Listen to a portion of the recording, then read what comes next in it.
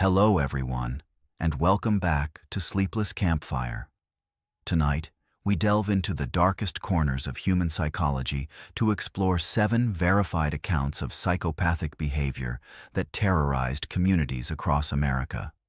These are not supernatural tales or urban legends. These are documented cases of individuals whose lack of empathy and predatory nature left permanent scars on their victims and society. Psychopathy represents one of the most disturbing phenomena in clinical psychology.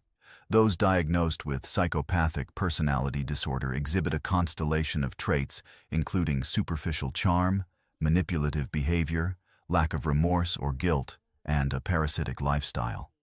What makes these individuals particularly terrifying is their ability to appear normal while harboring predatory impulses. They move among us, often undetected, until their actions reveal the darkness within. The cases we will explore tonight span different regions, time periods, and circumstances. From isolated rural communities to bustling urban centers, these stories demonstrate how psychopaths adapt their methods to their environment while maintaining their core manipulative and predatory nature. Each account has been verified through police reports, court documents, witness testimony, and, in some cases, the chilling words of the perpetrators themselves. These stories contain disturbing content and may not be suitable for all viewers. We have approached each case with our signature forensic objectivity, focusing on the documented facts rather than sensationalism. Our purpose is not to exploit human suffering, but to understand these patterns of behavior and perhaps recognize warning signs that might help prevent future tragedies. What connects these disparate cases is the profound violation of trust that defines psychopathic predation. These individuals often gain access to their victims through positions of authority, professional expertise, or simple human connection, only to exploit that access for their own gratification. The aftermath of their actions ripples through communities, leaving behind not just physical victims, but a collective trauma that can last for generations. Now, let us begin with our first story, a case that unfolded in the remote wilderness of Montana, where a park ranger's routine patrol led to a discovery that would reveal a predator hiding in plain sight. It was late September of 2013 when Glacier National Park Ranger Daniel Mitchell began noticing unusual patterns during his patrols. For 15 years, Mitchell had walked these mountain trails, monitoring wildlife, assisting lost hikers, and documenting changes in the ecosystem. He knew the rhythms of this wilderness like the back of his hand, how the elk moved through the valleys in autumn, where bears built their dens, which trails were most vulnerable to early snowfall. But something had changed. The first anomaly appeared near the remote backcountry cabin at Kintla Lake. Mitchell had been checking on the facility before winter closure when he noticed that supplies were missing from the locked storage shed. Nothing valuable, just food items, a cooking pot, and a thermal blanket. The lock showed no signs of forced entry, suggesting someone had a key. Mitchell logged the incident in his daily report, but thought little of it.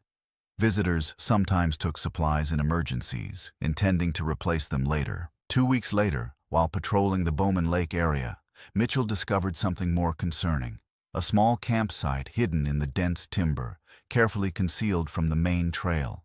The site contained a makeshift shelter, food wrappers from various brands, and most disturbingly, a collection of personal items that didn't belong together: a child's hair ribbon, a man's watch, a woman's earring. Mitchell photographed the site and reported it to headquarters, noting that the items appeared to have been collected over time. The investigation began quietly. Park Service law enforcement rangers established surveillance in the area, hoping to identify whoever was using the illegal campsite. For days, they saw nothing. The wilderness seemed to hold its breath, watching them with ancient indifference. Then, on a cold October morning, they found footprints leading away from the campsite.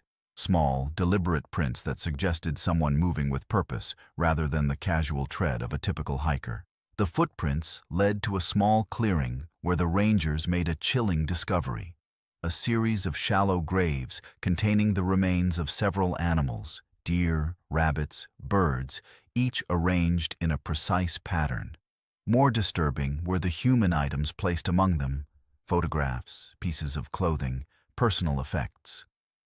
Whoever had created this bizarre shrine had been collecting trophies from visitors to the park, stalking them through the wilderness they believed to be safe. The break in the case came from an unexpected source. A hiker reported a strange encounter with a man calling himself John Parkman, who had offered to guide him to a remote lake, but then became increasingly controlling and aggressive when the hiker wanted to return to the main trail. The description matched that of a seasonal maintenance worker who had been employed by the park for the past 3 summers. When investigators searched the workers' quarters, they found a meticulous collection of stolen items taken from park visitors over several years: driver's licenses, credit cards, photographs, and personal effects. More disturbing were the journals he kept, documenting his observations of visitors, noting their routines, vulnerabilities, and movements. He had been watching people for years, learning their patterns, and occasionally intervening in their lives in subtle ways, moving trail markers, disabling vehicles, creating false paths that led deeper into the wilderness. The maintenance worker, whose real name was Robert James Hendricks, was arrested without incident. During questioning, he admitted to collecting items from visitors but denied any direct harm to individuals. "I just like to watch them," he told investigators. "I like knowing things about them that no one else knows. It makes me feel powerful." He refused to elaborate on what he did with the information he gathered or why he had created the shrine with animal remains. Hendricks was eventually convicted of theft, illegal camping, and interfering with park visitors. He received a 5-year federal sentence, though investigators suspected his crimes were far more sinister than they could prove. No missing persons cases were ever directly connected to him, though several families of people who had disappeared in the park over the years wondered if Hendricks knew more than he revealed. Ranger Daniel Mitchell retired the following year, unable to shake the feeling that he had walked past the predator countless times during his patrols, perhaps even exchanged pleasantries with him on the trail. "The wilderness doesn't scare me," he told a local reporter in one of his only interviews about the case. "It's the people who hide there that you have to worry about." Glacier National Park implemented new background check procedures for seasonal employees after the Hendricks case, but rangers acknowledged that someone with Hendricks's ability to appear normal while hiding his true nature could likely pass any screening process. The case remains a chilling reminder that even in the vastness of America's wilderness, the most dangerous predators may be human. It was the winter of 2016 when Dr. Sarah Chen first noticed the unusual pattern of deaths at Riverside Medical Center in Sacramento, California. As the hospital's quality assurance director, Chen reviewed patient outcomes as part of her regular duties. What caught her attention was the disproportionate number of cardiac arrests occurring in the telemetry unit during night shifts, particularly when a specific nurse was on duty. The nurse, 32-year-old Michael Davenport, had worked at Riverside for 4 years and was considered by most to be exemplary. He was frequently praised by patients' families for his compassionate care and attention to detail. Colleagues described him as quiet but competent, someone who could always be counted on during emergencies. He had even received the hospital's Nurse of the Year award in 2015. Chen's initial analysis revealed that over the past 18 months, 27 patients had experienced unexpected cardiac arrests on the telemetry unit during Davenport's shifts, nearly 3 times the unit's average. 18 of those patients had died. What was particularly troubling was that many of these patients had been considered stable, with good prognoses for recovery. When Chen brought her concerns to hospital administration, she was met with resistance. Davenport was well-liked and respected, and his clinical skills were considered above reproach. The medical director suggested that Chen's statistical analysis might be flawed and recommended a more thorough review before making accusations that could damage a valued employee's reputation. Undeterred, Chen began examining individual cases more closely. She discovered that most of the patients who had coded under Davenport's care had been given high doses of epinephrine shortly before their cardiac events. While epinephrine is commonly used in emergency situations, the documentation in these cases was inconsistent. Sometimes the drug was administered without clear indication. Sometimes the dosage exceeded what would typically be prescribed. The break in the case came when a pharmacy technician noticed discrepancies in the controlled substance logs. Epinephrine wasn't technically a controlled substance, but the hospital tracked its usage due to cost and potential for misuse. The technician reported that Davenport had signed out significantly more epinephrine than any other nurse, often without corresponding documentation in patient records. Hospital security began discreetly monitoring Davenport's activities. What they discovered was deeply disturbing. Surveillance footage showed Davenport entering patient rooms at unusual hours, sometimes staying for extended periods. On several occasions, he was seen administering medications without recording the doses. Most alarming was footage of him apparently tampering with IV lines and medication pumps. The hospital contacted the Sacramento Police Department, and a full investigation was launched.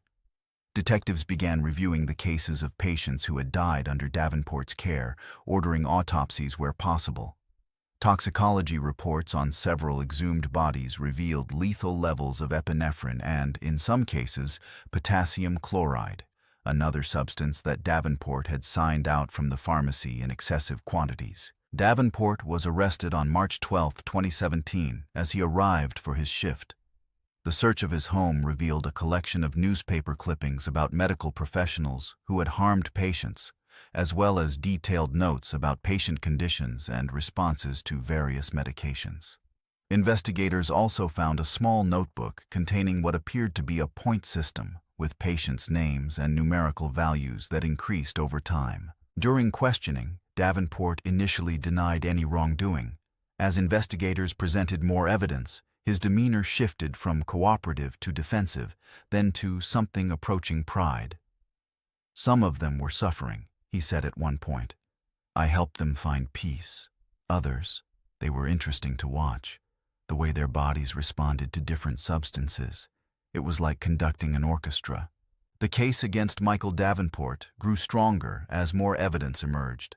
Former colleagues came forward with disturbing anecdotes about his behavior, how he seemed excited during medical emergencies, how he sometimes made inappropriate comments about patients' conditions, how he had been found watching monitors of critically ill patients even when not assigned to their care. The trial began in January 2018 and lasted for 6 months.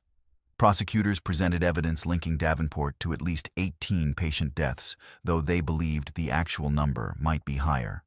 Medical experts testified about the suspicious circumstances surrounding each death, while former colleagues described Davenport's unusual behavior around patients who were deteriorating. The most damning testimony came from Davenport himself. In a recorded jailhouse conversation with his brother, he said, "I didn't kill them, I just accelerated the process. Some of them were going to die anyway. I just helped them along. And some of them, they were interesting. The way their bodies fought.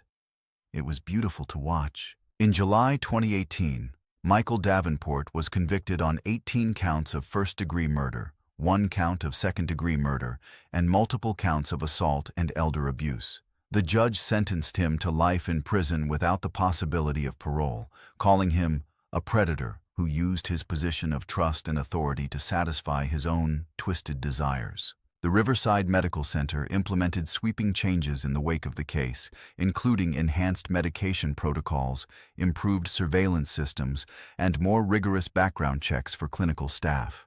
Dr. Sarah Chen left the hospital shortly after the trial, unable to reconcile the horror of what had happened under her watch. What remains perhaps most disturbing about the Davenport case is how long he operated without detection. 4 years of preying on vulnerable patients while being regarded as an exemplary employee.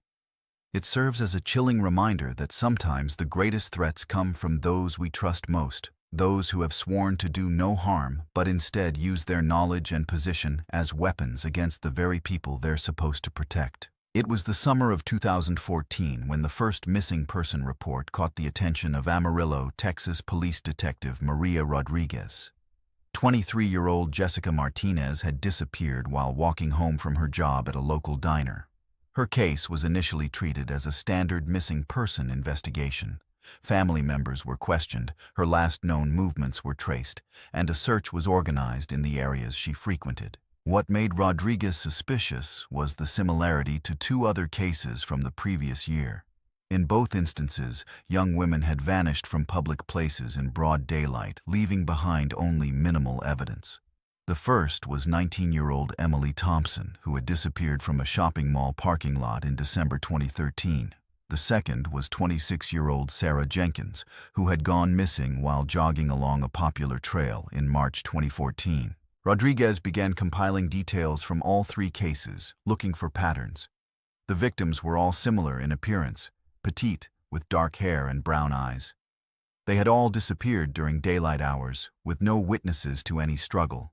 Most troubling in each case, a single personal item had been left behind at the scene, a hair tie in the first case, a keychain in the second, and a single earring in the Martinez case. The investigation gained urgency when a fourth woman, 21-year-old Amanda Cooper, went missing in September 2014. This time, there was a witness, a delivery driver who reported seeing a man approach Cooper near her workplace. The witness described the man as middle-aged, well-dressed, and driving a dark-colored sedan. He had seemed to be asking for directions, but when the driver passed by again moments later, both the man and Cooper were gone. The break in the case came from an unexpected source. A janitor at a storage facility on the outskirts of Amarillo reported unusual activity in one of the units. The tenant, a man named Richard Caldwell, had been renting the unit for 2 years and had recently increased his security measures, adding multiple locks and an alarm system. What concerned the janitor was that Caldwell had begun visiting the unit at odd hours, sometimes staying for hours, and always bringing what appeared to be cleaning supplies. Rodriguez and her team obtained a warrant to search the storage unit. What they found inside would haunt even the most seasoned detectives. The unit had been converted into a meticulously organized space with glass display cases containing personal items, jewelry, clothing, photographs, and other effects that clearly belonged to different women.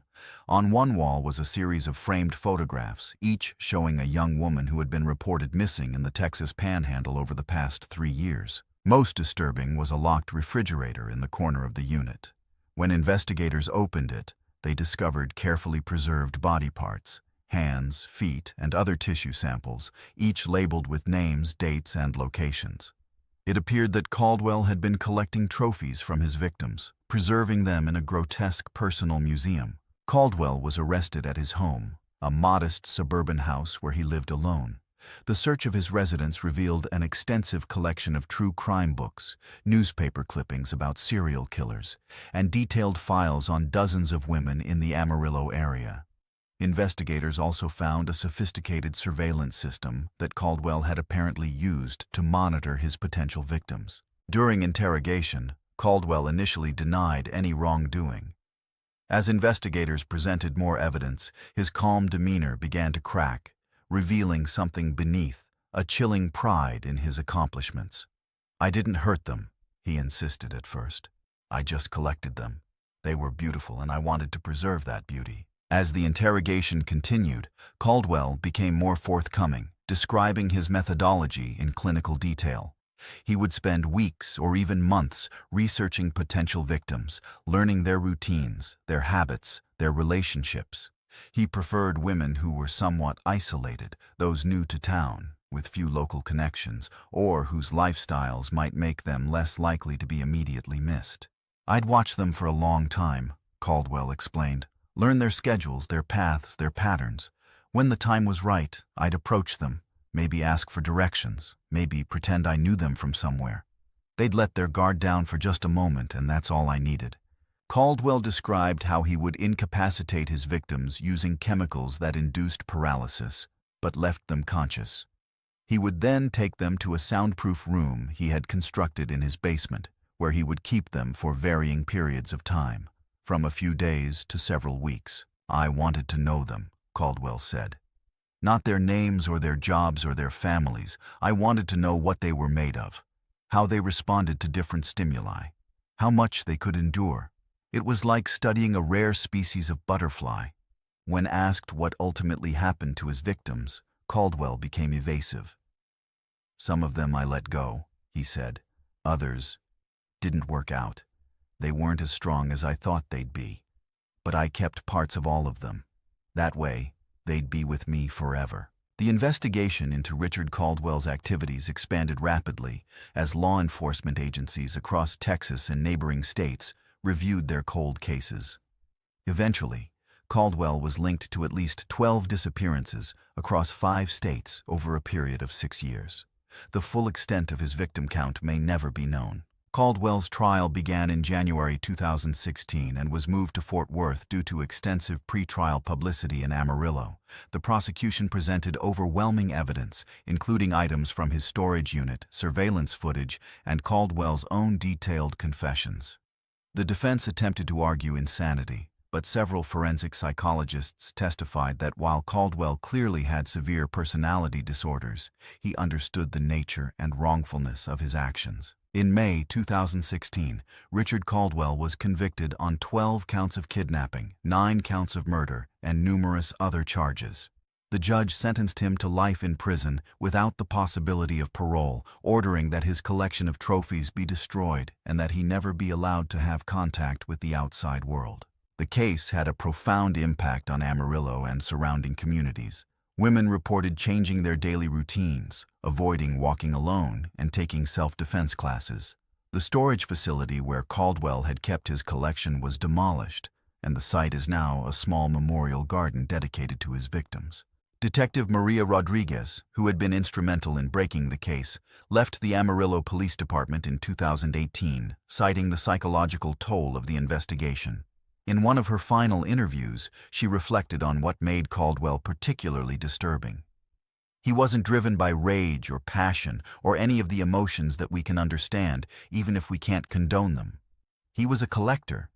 These women weren't people to him. They were specimens, items to be acquired and cataloged and preserved.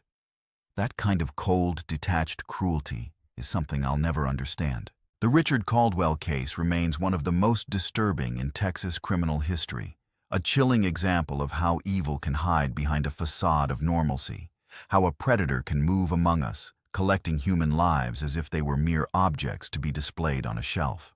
It was the spring of 2015 when social worker Lisa Thompson first became concerned about the goings-on at the Church of Divine Redemption in Pleasant Valley, Ohio. Thompson had been assigned to investigate reports of child neglect involving several families who were members of the small, isolated religious community.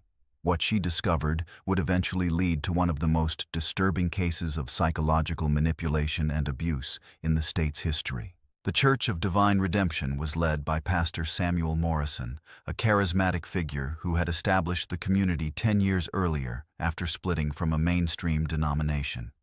Morrison had gathered around him a group of devoted followers, selling their homes and pooling their resources to purchase a 100-acre property in rural Ohio, where they established a self-sufficient community separate from what Morrison called the corrupt outside world. Thompson's initial attempts to investigate were met with resistance. Community members were instructed not to speak with outsiders, particularly government officials. Children were homeschooled within the community, with no standardized curriculum or oversight. Medical care was provided by a community member who had been a nurse before joining the church, though records of treatments were not maintained. What concerned Thompson most were the reports she received from former members who had escaped the community. They described Morrison's increasingly bizarre teachings, his control over every aspect of members' lives, and the psychological punishments inflicted on those who questioned his authority. Most disturbing were allegations that Morrison had begun taking multiple spiritual wives, some of whom were underage girls. The investigation gained urgency when a 16-year-old girl escaped from the compound and made her way to the nearest town, where she contacted authorities. The girl, whose name has been withheld due to her age and the nature of the allegations, provided a detailed account of life inside the community and specifically described Morrison's pattern of selecting young girls for special spiritual training that involved sexual abuse. With this testimony, Thompson was able to obtain a search warrant for the church property. What law enforcement officials discovered during their visit was deeply disturbing. The compound contained several buildings, including a main worship hall, family residences, and a structure referred to as the Purification House, where girls and women were taken for what Morrison called spiritual cleansing. In the purification house, investigators found evidence of systematic abuse. Rooms were equipped with restraints, and what appeared to be medical equipment had been modified for purposes of punishment and control. Journals kept by Morrison detailed his spiritual work with various community members, describing methods of psychological manipulation, physical punishment, and sexual abuse. Perhaps most disturbing were recordings of Morrison's counseling sessions with community members. In these recordings, Morrison could be heard using sophisticated psychological techniques to break down his followers' resistance, convince them to abandon their critical thinking, and accept his authority without question. He would alternate between expressions of love and threats of spiritual damnation, creating a state of confusion and dependency. Morrison was arrested during the raid, along with several of his closest associates who had helped enforce his rules and carry out punishments. The children were removed from the compound and placed in protective custody while investigators worked to identify their biological parents and determine the extent of the abuse they had suffered. The investigation revealed that Morrison had established a system of control that left no aspect of his followers' lives untouched. He regulated their diets, their sleep patterns, their relationships, and even their thoughts. Those who disobeyed were subjected to various forms of punishment, from public humiliation to physical abuse to isolation in the purification house. What made Morrison particularly dangerous was his ability to appear rational and persuasive. He had created an elaborate theology that justified his actions, framing them as necessary for the spiritual salvation of his followers. He had even established a system of internal governance that gave the appearance of legitimacy, with committees and councils that were, in reality, completely under his control. During questioning, Morrison maintained his innocence, claiming that he was being persecuted for his religious beliefs. "We are a peaceful community," he insisted. "We have separated ourselves from the corruption of the world. These allegations are lies spread by those who have fallen from the path of righteousness." As investigators presented more evidence, including the recordings and journals, Morrison's demeanor shifted. He became increasingly agitated, then strangely calm, as if resigned to his fate. At one point he said, "I have done nothing wrong. I have only tried to save souls. If my methods seem harsh to you, it is because you cannot understand the depth of the corruption I was fighting against." The trial began in January 2017 and lasted for 8 months. Prosecutors presented evidence linking Morrison to at least 20 counts of child sexual abuse, as well as numerous charges related to assault, unlawful imprisonment, and fraud. Former members testified about the psychological manipulation they had experienced, describing how Morrison had gradually isolated them from their families and outside influences, creating a dependency that made it difficult to leave. Perhaps most powerful was the testimony of the young women who had been subjected to Morrison's spiritual training. They described how he had used religious language to justify sexual abuse, framing it as a sacred duty that would bring them closer to God. Several of these women testified that they had borne children fathered by Morrison, children who were then raised within the community with no knowledge of their true parentage. In September 2017, Samuel Morrison was convicted on all counts. The judge sentenced him to life in prison without the possibility of parole, calling him a predator who used faith as a weapon to satisfy his own desires for power and control. The Church of Divine Redemption was disbanded, and the property was sold to pay restitution to the victims. A support network was established for former members, many of whom required extensive therapy to recover from the psychological abuse they had experienced. The children removed from the compound faced particular challenges, having known no other life and having been taught to fear the outside world. What makes the Morrison case particularly disturbing is how he used the trappings of faith to mask his predatory nature. He didn't operate in the shadows, but in plain sight, gathering followers who genuinely believed they were part of a spiritual community. His ability to twist religious teachings to justify his abuse demonstrates how psychopathic individuals can co-opt even the most sacred aspects of human culture for their own purposes. Social worker Lisa Thompson, who had been instrumental in breaking the case, continues to work with cult recovery groups. In a recent interview, she reflected on what made Morrison especially dangerous. He understood human psychology better than most trained professionals. He knew exactly how to identify people's vulnerabilities and exploit them. He created a reality where he was the sole arbiter of truth, where questioning him was equivalent to questioning God. That kind of psychological control is incredibly difficult to break free from. The Samuel Morrison case serves as a chilling reminder that evil can hide behind a mask of righteousness, that predators can use the very things people hold most sacred, faith, community, family, as weapons against them.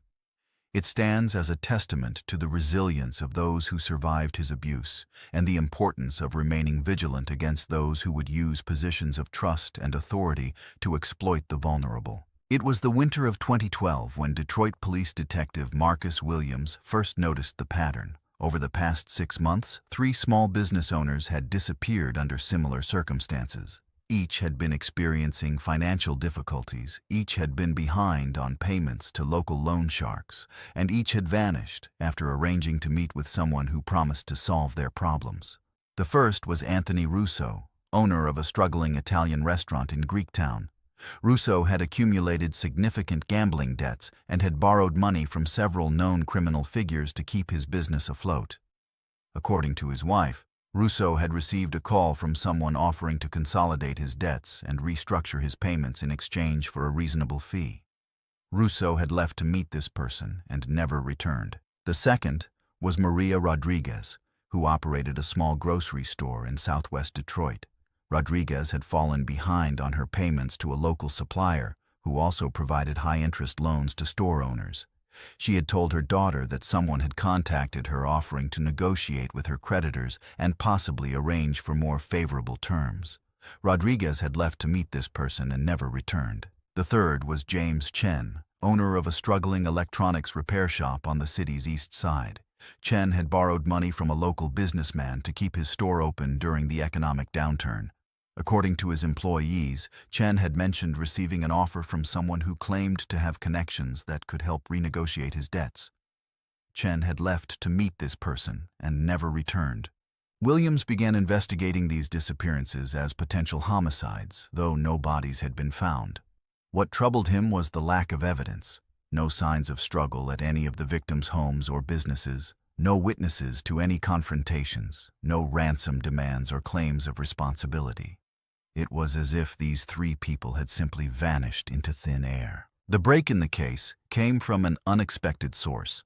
A small-time bookmaker named Frankie Costello was arrested on unrelated charges and offered information in exchange for leniency. Costello told investigators about a man known only as the Fixer, who specialized in solving problems for people in desperate financial situations. According to Costello, the Fixer would approach individuals who were in debt to loan sharks or other criminals, offering to eliminate their debts in exchange for a substantial fee. The fee was typically all the person had left, their savings, property, or other assets. Once payment was arranged, the Fixer would meet with the person and they would disappear. "I don't know what he does with them," Costello told investigators. "Maybe he kills them. Maybe he arranges for them to disappear. Maybe he sells them into some kind of servitude. All I know is that once the Fixer takes a case, the person is never seen again, and their debts are considered settled." With this information, Williams began looking for connections between the 3 victims that might lead to the Fixer. He discovered that all 3 had used the same accounting service, a small firm operated by a man named Vincent Moretti. Moretti had a reputation for being discreet and efficient, particularly with clients who had unconventional sources of income or financial arrangements. Williams and his team began surveilling Moretti, watching his movements and monitoring his communications. They discovered that Moretti had a second business, a consulting service that specialized in financial restructuring for clients in difficult circumstances. It was through this service that he apparently identified potential victims for his other enterprise. The investigation took a darker turn when forensic accountants going through Moretti's records discovered evidence that he had been siphoning funds from his clients' accounts for years. What was more disturbing were notes and documents that suggested Moretti had been collecting compromising information on his clients, details of their illegal activities, their personal weaknesses, their secrets. It appeared that Moretti operated a sophisticated scheme. As an accountant, he gained access to sensitive financial information about his clients. He would then identify those who were in desperate financial straits, particularly those involved in illegal or questionable activities. These clients would be approached with an offer to solve their problems, an offer that came with a steep price. When clients couldn't pay in cash, Moretti would accept other forms of payment, their property, their business assets, or in some cases, their silence about his activities. For those who had nothing left to offer, Moretti had a different solution. He would arrange for them to disappear, eliminating their debts while also removing any potential witnesses to his schemes. The break in the case came when Williams received a tip from a former client of Moretti's who had narrowly escaped becoming a victim. The man, who asked to remain anonymous, described how Moretti had offered to solve his financial problems, but had become increasingly insistent on payment when the man couldn't produce the required funds. "He told me that he had ways of making problems disappear," the man told investigators. "He said that sometimes people need to be removed from the equation entirely. He didn't threaten me directly, but the implication was clear. I got scared and left town that night." With this testimony, Williams obtained a warrant to search Moretti's home and office. What investigators found was chilling evidence of a long-running scheme of fraud, extortion, and possibly murder. In a hidden room in Moretti's basement, they discovered files on at least 50 individuals who had disappeared over the past 15 years, under circumstances similar to Russo, Rodriguez, and Chen. Moretti was arrested as he arrived at his office. During questioning, he initially denied any wrongdoing, claiming that he was a legitimate businessman who had been framed by disgruntled clients. As investigators presented more evidence, his demeanor shifted from defensive to resigned, then to something resembling pride. "I didn't kill anyone," Moretti insisted. "I solved problems. These were people who were in over their heads, who had made bad decisions and were going to end up dead or in prison anyway. I offered them a way out, a clean slate. Some of them took it, others didn't. But I never forced anyone to do anything they didn't want to do." When pressed on what happened to those who accepted his offer, Moretti became evasive. "I have connections," he said. "People who can arrange new identities, new lives in places where no one knows them. It's expensive, but it's better than the alternative. I provided a service, one that people desperately needed." The investigation into Vincent Moretti's activities expanded as law enforcement agencies across the country reviewed cold cases involving missing persons who had been in financial trouble. Eventually, Moretti was linked to at least 23 disappearances over a period of 15 years in 5 different states. Moretti's trial began in January 2014 and was moved to Grand Rapids due to extensive pre-trial publicity in Detroit. The prosecution presented overwhelming evidence, including financial records, witness testimony, and Moretti's own detailed notes on his clients' problems and his proposed solutions. The defense attempted to argue that Moretti was merely providing legitimate financial consulting services, but this claim was undermined by the evidence of fraud and extortion. In May 2014, Vincent Moretti was convicted on 23 counts of kidnapping, 15 counts of murder, and numerous charges related to fraud, extortion, and racketeering.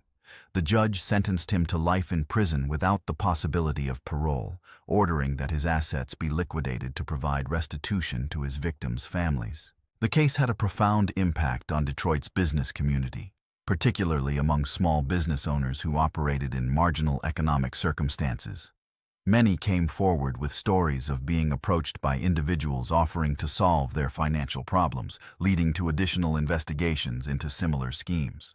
Detective Marcus Williams, who had been instrumental in breaking the case, was promoted to lieutenant and put in charge of a new task force focused on financial crimes targeting vulnerable business owners. In a recent interview, he reflected on what made Moretti particularly dangerous. "He didn't use threats or violence, at least not directly. He used hope. He offered desperate people a way out of their problems, a lifeline when they were drowning. That made him more dangerous than any loan shark or leg breaker. He preyed on people when they were most vulnerable, offering solutions that were ultimately worse than the problems they faced." The Vincent Moretti case serves as a chilling reminder that predators come in many forms. not all of them overtly violent. Some use intelligence, charm, and professional expertise as weapons, exploiting their victims' vulnerabilities with surgical precision. It stands as a testament to the importance of skepticism when offers seem too good to be true, and of maintaining vigilance even in seemingly professional relationships. It was the autumn of 2017 when wildlife biologist Dr. Eleanor Vance first noticed the unusual pattern of animal deaths in the Pisgah National Forest near Asheville, North Carolina. Vance had been studying the local black bear population for 5 years, tracking their movements, health, and reproduction rates. What she discovered during her routine fieldwork would eventually lead to one of the most disturbing cases of animal cruelty and human predation in the region's history. The first anomaly appeared in September 2017, when Vance discovered a bear carcass in a remote section of the forest. What was unusual was the nature of the injuries. The bear had been killed with what appeared to be a crossbow bolt, but not for food or sport. The animal had been systematically dismembered with surgical precision, certain organs removed and arranged in a specific pattern around the body. Over the next 2 months, Vance discovered 4 more animal carcasses with similar injuries: bears, deer, and even a mountain lion. Each had been killed with a crossbow bolt, each had been dissected with expert precision, and each had certain organs removed and arranged in patterns that suggested some kind of ritual or symbolic meaning. What concerned Vance most was the location of these kills, all in remote areas of the forest, all near abandoned logging roads or old campgrounds. It appeared that whoever was responsible had intimate knowledge of the forest, including areas rarely visited by tourists or even locals. This wasn't random violence. It was deliberate, methodical, and increasingly sophisticated. Vance reported her findings to the U.S. Forest Service Law Enforcement Division, which opened an investigation. Rangers began patrolling the areas where the carcasses had been found, looking for evidence of human activity. They discovered several hunting blinds that had been recently constructed, along with discarded food wrappers, empty water bottles, and other signs of someone spending extended periods in the forest. The investigation took a darker turn in December 2017, when a group of hikers reported finding human remains near one of the abandoned logging roads. The remains were identified as belonging to Thomas Caldwell, a 32-year-old man who had been reported missing 3 months earlier. Like the animal carcasses, Caldwell's body showed signs of having been killed with a crossbow bolt and then dissected with surgical precision. The Buncombe County Sheriff's Department joined the investigation, treating Caldwell's death as a homicide. Detectives began reviewing missing persons reports from the past 2 years, looking for other cases that might be connected. They discovered that 3 other people had disappeared from the Pisgah National Forest area during that time. All experienced hikers or outdoors enthusiasts, all last seen near remote areas of the forest. The break in the case came from an unexpected source. A retired surgeon named Dr. Robert Harlan contacted authorities after reading about the discovery of Caldwell's remains. Harlan had been hiking in the Pisgah National Forest 6 months earlier and had encountered a man near one of the abandoned logging roads. The man had been carrying a crossbow and had several animal carcasses in a backpack. What concerned Harlan was the man's behavior when they crossed paths. "He didn't seem surprised to see me, but he was clearly uncomfortable," Harlan told investigators. "He asked what I was doing there, and when I said I was just hiking, he suggested I stick to the main trails. He said there were dangers in the deep woods that most people weren't prepared for. There was something about his demeanor that was deeply unsettling." With this description, investigators began looking for someone with the skills and knowledge to perform the precise dissections they had observed. Their search led them to Marcus Thorne, a former Army medic who had worked as a surgical assistant before being discharged for misconduct. Thorne had purchased a property near the Pisgah National Forest 2 years earlier and lived there in isolation. Surveillance of Thorne's property revealed evidence that confirmed investigators' suspicions. They found a workshop containing surgical instruments, animal carcasses in various stages of dissection, and detailed anatomical drawings. Most disturbing were journals in which Thorne documented his hunts, describing not just the killing of animals but the removal and study of their organs with a level of detail that suggested medical training. Thorne was arrested as he returned from what appeared to be a hunting trip in the forest. The search of his backpack revealed a crossbow, several bolts, and a human heart that appeared to have been recently removed. During questioning, Thorne initially denied any wrongdoing, claiming that he was simply hunting for food and studying animal anatomy out of scientific curiosity. As investigators presented more evidence, Thorne's demeanor shifted from defensive to something approaching pride. "I am a hunter," he said. "Not for sport or food, but for knowledge. The human body is the most complex organism, the most fascinating machine. How can I be expected to understand it without studying it directly?" Thorne eventually admitted to killing Thomas Caldwell and at least 3 other people who had disappeared in the forest area. He described how he would observe potential victims for days, learning their patterns and habits before choosing the right moment to strike. He would kill them with a crossbow bolt to minimize noise and evidence, then take them to a secluded location where he could study their anatomy. "I never caused unnecessary suffering," Thorne insisted. "Each kill was precise, each dissection methodical. I learned something from each one. Their bodies became part of my research, part of my understanding of what it means to be alive." The investigation into Marcus Thorne's activities expanded as law enforcement agencies reviewed missing persons cases from areas where Thorne had previously lived. Eventually, Thorne was linked to at least 8 disappearances over a period of 7 years in 4 different states. Thorne's trial began in January 2019 and was moved to Charlotte due to extensive pretrial publicity in Asheville.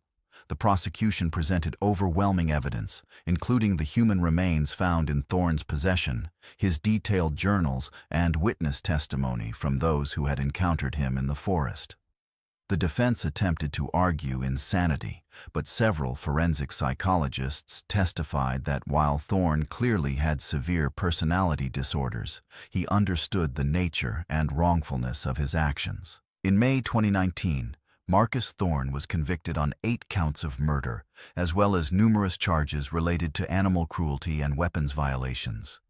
The judge sentenced him to life in prison without the possibility of parole, ordering that he never be allowed to have contact with the outside world. The case had a profound impact on the Asheville community and on those who used the Pisgah National Forest for recreation. Hikers reported feeling uneasy in areas they had previously enjoyed, and some even stopped visiting the forest altogether. The U.S. Forest Service implemented new safety measures, including increased ranger patrols and enhanced communication systems in remote areas. Dr. Eleanor Vance, who had been instrumental in breaking the case, continues her research on the black bear population, but with a new awareness of the potential dangers of working in remote areas. In a recent interview, she reflected on what made Thorne particularly disturbing. He didn't kill out of anger or passion, or even for the thrill of it. He killed to learn. He saw living beings, human and animal, as mere objects for study, as collections of organs and tissues to be examined. That kind of cold, detached curiosity, completely divorced from empathy or morality, is something I'll never understand. The Marcus Thorne case serves as a chilling reminder that nature can hide not just beauty and wonder, but also profound darkness. It demonstrates how someone with specialized knowledge and skills can use those abilities not to heal or help, but to harm and destroy. It stands as a testament to the resilience of those who continue to explore and enjoy the natural world, even knowing that dangers may lurk in its deepest shadows. It was the summer of 2018 when the Johnson family first noticed their new neighbor's unusual behavior in the quiet suburban community of Oak Ridge, Tennessee. Richard and Susan Johnson had lived in their modest home for 12 years, raising their 2 children in what they believed was a safe, friendly neighborhood. The arrival of a new resident in the house across the street would eventually reveal a darkness hidden beneath the facade of suburban normalcy. The new neighbor, 45-year-old Alan Peterson, presented himself as a recently divorced software engineer looking for a fresh start. He was friendly but reserved, always willing to help with neighborhood projects, but reluctant to share details about his personal life. He kept to himself mostly, working from home and maintaining a meticulously neat house and yard. What first concerned the Johnsons was Peterson's interest in their children, particularly their 13-year-old daughter, Emma. He would often be in his yard when Emma returned from school, striking up conversations and offering compliments about her appearance or her activities.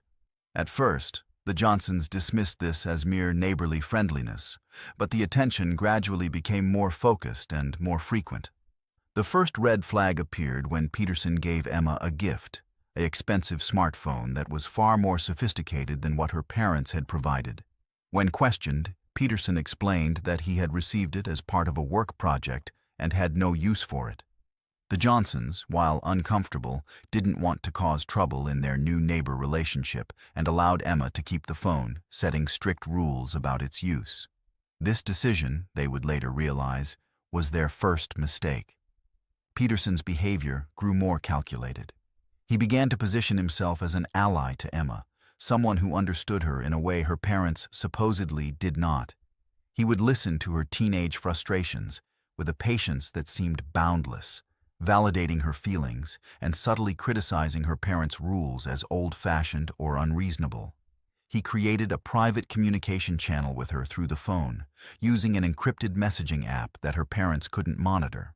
The escalation continued through the autumn of 2018. Peterson started giving Emma other gifts, clothing her parents would never approve of, makeup, gift cards for trendy stores. Each gift came with a warning. Your parents wouldn't understand, Emma. This is our secret. He was systematically creating a world where he was the center of her emotional life, a secret garden separated from the oversight of her family. Susan Johnson grew increasingly uneasy. She noticed Emma becoming more withdrawn, spending hours in her room on the phone Peterson had given her. When she tried to talk to her daughter about it, Emma became defensive, accusing her mother of not trusting her. "Alan is just a friend, Mom. He's the only one who really gets me." The phrase, a classic line from the Predator's playbook, sent a chill down Susan's spine, but she felt powerless to intervene without concrete proof of wrongdoing. The first tangible evidence came in November 2018. Richard Johnson was doing yard work when he noticed a small, newly installed camera on the corner of Peterson's garage pointed directly at the Johnsons' house, specifically at Emma's bedroom window. When he confronted Peterson about it, the man was calm and reasonable. "I'm sorry, Richard. I've had some issues with package deliveries being stolen. I didn't realize it was pointed at your house. I'll adjust it immediately." He moved the camera, but the message was clear. He was watching. The breaking point came in December 2018. Susan, unable to shake her growing dread, decided to confide in another neighbor, a retired police officer named Bill Gable. Gable listened to her story and agreed that Peterson's behavior was highly concerning. He suggested that Susan contact the police to at least have Peterson's name on their radar, but he also offered to do some discreet digging of his own. Gable remembered that Peterson had said he was a software engineer. Using some old contacts, he ran Peterson's name through various professional databases and came up with nothing. There was no Alan Peterson matching the man's description and age working as a software engineer in the state of Tennessee. A deeper search into public records revealed something far more disturbing. The man living across the street was not Alan Peterson. His real name was Alan Matheson, and he had a criminal record in Florida. In 2005, Matheson had been convicted of lewd and lascivious conduct with a minor under 16. He had served 5 years in prison and had been required to register as a sex offender upon his release. He had apparently moved to Tennessee under a new identity, failing to register as required by law. The information was enough for a warrant. On a cold December morning, police raided Alan Matheson's house. What they found was a meticulously documented record of his grooming and exploitation of Emma Johnson. The walls of his home office were covered in high-resolution photographs of Emma taken through the windows of her house. His computer contained a detailed log of his interactions with her, including transcripts of their encrypted chats. He had been methodically breaking down her defenses, isolating her from her family, and preparing her for future sexual exploitation. Perhaps most disturbing were files labeled Project Phoenix. These contained research on how to legally adopt a child or gain custody, as well as information on how to create false identities and travel documents. It appeared Matheson's ultimate goal was to remove Emma from her family entirely. The investigation also revealed that he had installed listening devices in a small teddy bear he had given to Emma as a get-well-soon gift when she had a cold months earlier. Matheson was arrested without incident. During questioning, he maintained his calm, reasonable demeanor. He admitted to using a false identity but claimed it was to escape the stigma of his past conviction. He insisted his relationship with Emma was purely platonic, that he was merely being a good friend and mentor to a troubled teenager. "I saw a young girl who wasn't appreciated," Matheson told detectives. "Her parents didn't understand her. I was just providing the emotional support she wasn't getting at home. There's nothing illegal about being a good neighbor." He showed no remorse, no understanding of the predatory nature of his actions. From his perspective, he was the victim of a misunderstanding born from his past mistakes. The evidence, however, was overwhelming. Matheson was charged with failure to register as a sex offender, possession of child pornography, the photographs of Emma, stalking, and illegal surveillance. He pleaded not guilty, but the case against him was formidable. The Johnson family was placed in protective custody as the investigation continued to determine if Matheson had other victims. In the quiet suburban streets of Oak Ridge, the case sent a shockwave of fear through the community. Parents looked at their neighbors with newfound suspicion. The illusion of safety had been shattered, replaced by the chilling realization that evil doesn't always wear a monstrous face. Sometimes, it lives across the street. It mows the lawn on Saturday. It smiles and waves as you collect your mail. The Matheson case became a dark lesson in the dangers of misplaced trust and the predatory patience of those who hide in plain sight. The human mind is a landscape of its own, vast, complex, and, in rare instances, terrifyingly barren. The stories we've explored are not of supernatural monsters, but of human predation. They are accounts of a darkness that grows from a profound absence of empathy, a forensic study in how trust is violated and twisted into a weapon. From misty national parks to quiet suburbs, a common pattern emerges. These predators wielded insidious tools, authority, compassion, and expertise. As rangers, nurses, and neighbors, they commanded our trust, only to systematically poison it. We've seen how objects become trophies of control and how silence creates a wound that never truly heals. The horror lies not in a sudden act of violence, but in the dawning, cold realization that someone you trusted was never who they claimed to be. These stories are cautionary tales from the forgotten back roads of the American psyche, reminding us that evil can arise from within our own communities. There is no neat conclusion, only the long, difficult